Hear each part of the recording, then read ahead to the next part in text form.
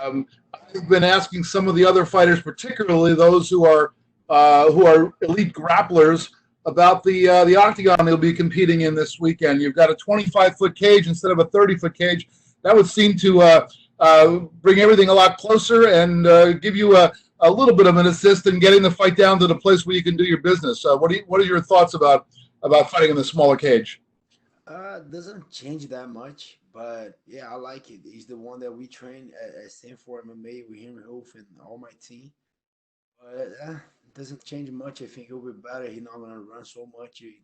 We're gonna grapple for sure. Yeah, but doesn't change much. Really? So this one doesn't. So the big cage, small cage is all the same to you? Not the biggest one. The one they fight for the title is the ginormous one. That one's too big. But for this one to the other one, I don't think it changed that much.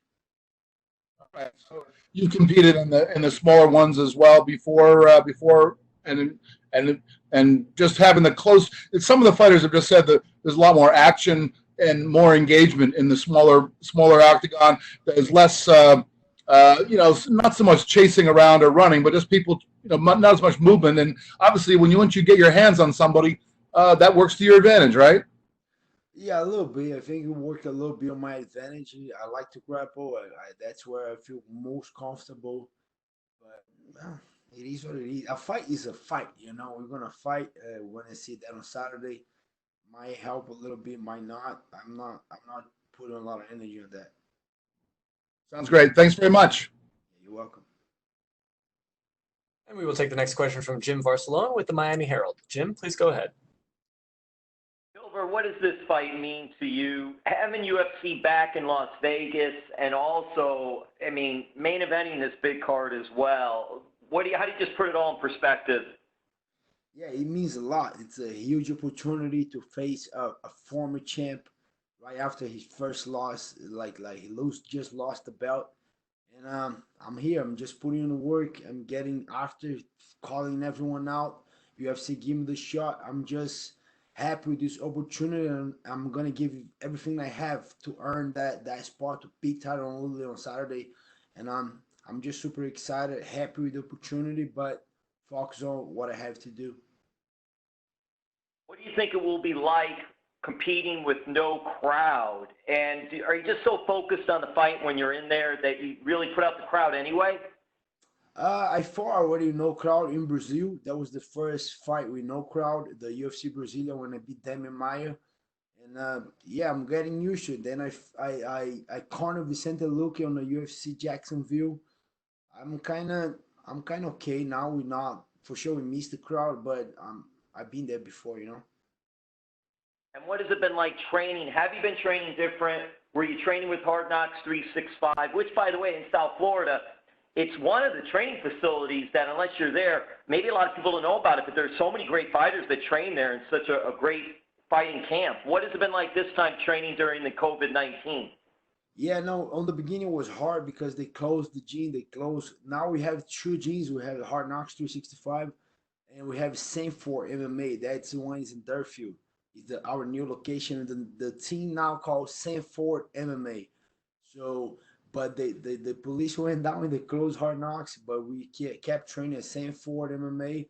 And I have my garage gym at home, and I was as soon as the only time that I'm not training is a week after the fight. So I fight, I have that 1 week that's mandatory for my coach to not train. But after that, I'm back in training. I was at the garage training. I was working with my conditioning coach at IAGP, the Institute of Human Performance in Boca Raton. I was in shape. I was training.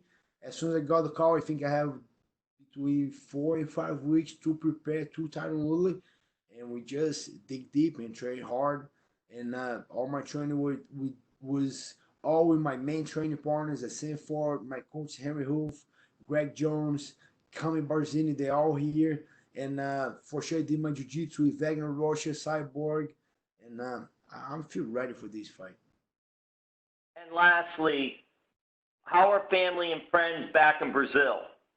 Yeah, family is good, thank God. My parents are good. Vicente Luke is just here, just bought a whole lot of vitamins. In Brazil, it's very expensive, so I got vitamin C, D3, B12, like everything to my parents. Make sure they taken care of. They good. It's a tough time because we had all planned out. I'm going to Brazil. I'm gonna fight. I'm gonna stay there. We're gonna work on taking my parents' visa to come here. But as soon as I got in the UFC Brasilia, the whole lockdown, they closed the consulate. So my parents supposed to be coming here to the US now, but now we gotta wait a little bit. But thank God they healthy, they good, they safe. All the best. Thank you. And we will take the next question from Cassandra Cusino with Las Vegas Sports Biz. Cassandra, please go ahead. Hi there. Just wanted a quick question about fighting in the Apex. Your brother actually earned his UFC contract there at the Apex. How excited are you to come back and earn a victory this time for the family to go 2-0 there? Yeah, I was super excited. I supposed to come here with my brother, but I got a short notice in the UFC Uruguay on the same week that he fought here on the Contender Series. So, but today I give a tour on the Apex, and I'm the facility is amazing, and I can't wait to make 2-0 for the Burns family at the Apex. Appreciate it. Good luck to you Saturday. Welcome. And we will take the next question from Gabriel Pangalangan with the Dojo Drifter. Gabriel, please go ahead. Gilbert, como voce está? How are you doing? I'm good, bro. How you doing?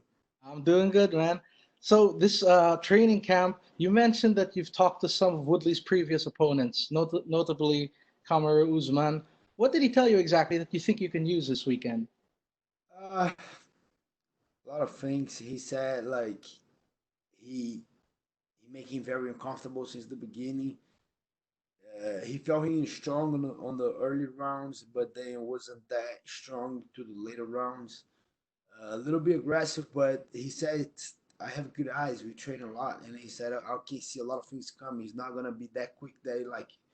Sometimes the guy hits you so quick that you're like, oh, like, man, he just hit me. Like, but he said, no, you can see. You just build the good eyes, keep feinting, moving. He gave me a lot of good insights on Tyron Woodley. That's awesome. And Woodley has said that he intends to take you into deep water. What's your thoughts on that? Do you think you'll get to do that? And how has your training been for a 5-rounder? I love it. I love it. And I can't wait to be on the deep waters. I can't wait. I trained my whole life for that since the jiu-jitsu here with MMA, UFC. And I can't wait. Let's go. Let's go. Let's see who's going to draw first. All right. And also, this is your first camp. Oh, wait. You're not feeling a lot. You seem really relaxed. Do you think there's less pressure on you, despite this being the bigger fight of your career? Do you think there's more pressure on Woodley? He's always pressure. I'm not gonna lie. I'm nervous, a little nervous that I'm gonna do. That I'm gonna fight. I'm not. Oh, I'm doing the main event. I'm not. I'm not biting to that. You're always nervous, but it's all about control. You know, everyone get nervous. Why should I think? Oh, I'm nervous. No, everyone's nervous. You know, and it's getting normal. You know, I fought like how long ago? March 14. How long ago was that? Like I don't know, 2 months, 3 months. So I'm getting more at home with the UFC with the fights, and I feel comfortable. That's what I like to do. I'd rather be here than at home. I'd rather be right here, right now, talking to you guys about my fight, making weight tonight, weighing tomorrow, face off, relax, fight. That's where I'd rather be here than if you want to be here on Hawaii, you want to be here in Brazil. I want to be here. I want to fight. That's what I like to do. That's what I love to do. That's what I put all my energy.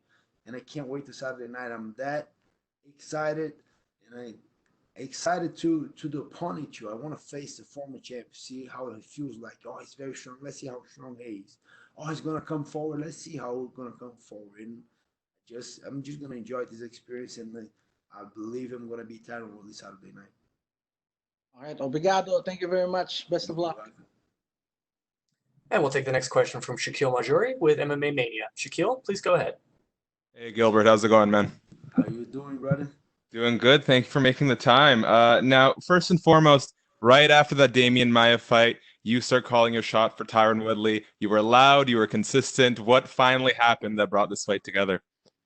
Be honest, I don't know. My first target after that fight was Colby Covington, but then those fights started getting canceled, and I kind of feared Leon Edwards couldn't like flight here to the US, and I just put myself available.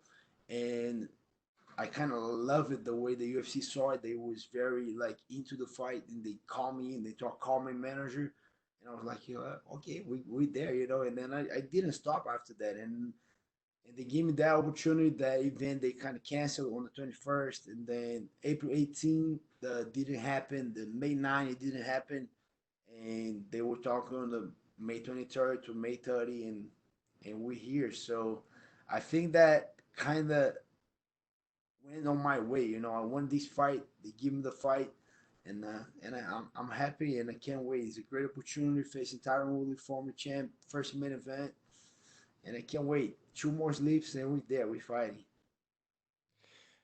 I think one thing that was very clear in that Damian Maia fight is that you are equally as talented on the ground and on the feet. Does that, kind of ease the nerves knowing that you're a threat wherever it goes?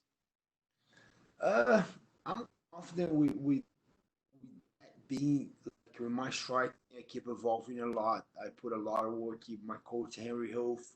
I do like boxing coach. I Vicente Luke with the champ Kamaru Usman, with a lot of high level guys that we have at the gym. Robbie Lawler.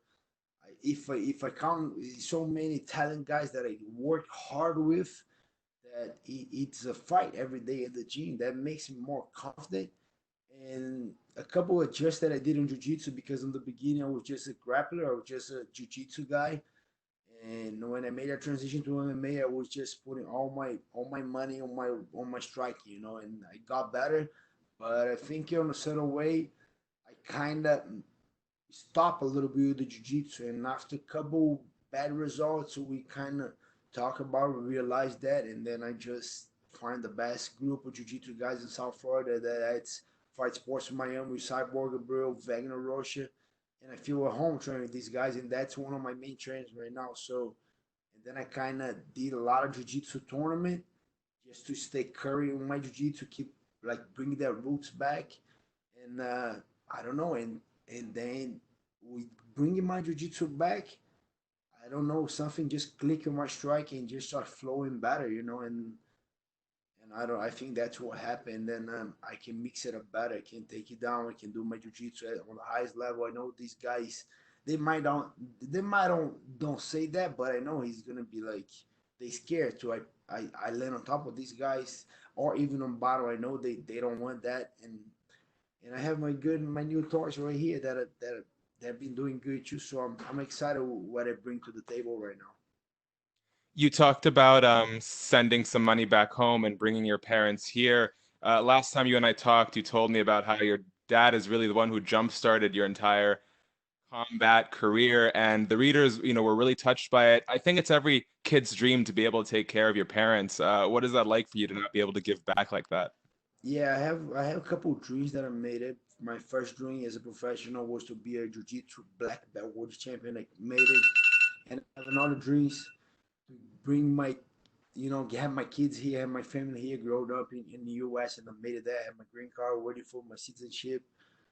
And one of my personal dreams, like own a house. I own a house today, but I still missing that my parents. Like they did everything for me and for my two brothers, and they 63 years old right now in Brazil, and we were working so hard to bring them all planned out. When pandemic came in and kind of make pause that dream a little bit, but yeah, it's a dream to bring my parents here. And like you said, they 63. The is the kind of like the end of life.